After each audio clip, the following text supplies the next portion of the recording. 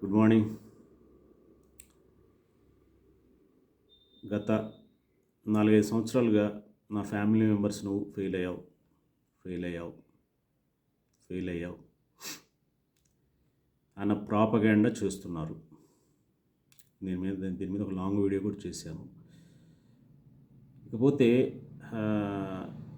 గత 4-5 సంవత్సరాలుగా lord Srikrishna preaching నాకు రిమైండ్ చేసేది ఏంటంటే యు ఆర్ సక్సెస్ఫుల్ అని చెప్తుంది అనమాట. కాబట్టి నేను ఆ లార్డ్ శ్రీకృష్ణ ప్రీచింగ్ ఏంటి అనేది నేను చదివి మీకు యాజ్ ఇట్ ఈస్గా నేను చదువుతాను. నేను ఏమి ఇంటర్ప్రిటేషన్స్ ఇవ్వను.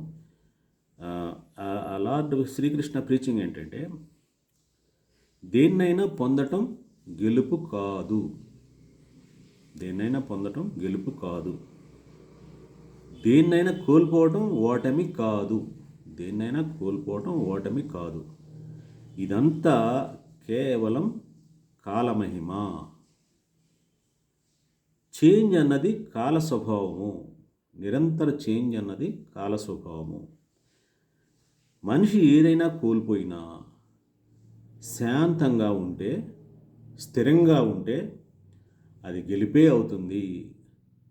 ఇది lord Srikrishna preaching to the మహాభారతంలో ఎవరినో సంబోధిస్తూ చెప్పింది. అది మనకి ప్రీచింగ్ యాక్చువల్గా, ఎందుకంటే we follow lord Krishna preachings కాబట్టి.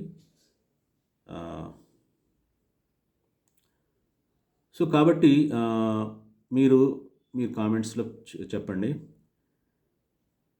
నా ఫ్యామిలీ మెంబర్స్ చెప్పే వాదన కరెక్ట్ అంటారా,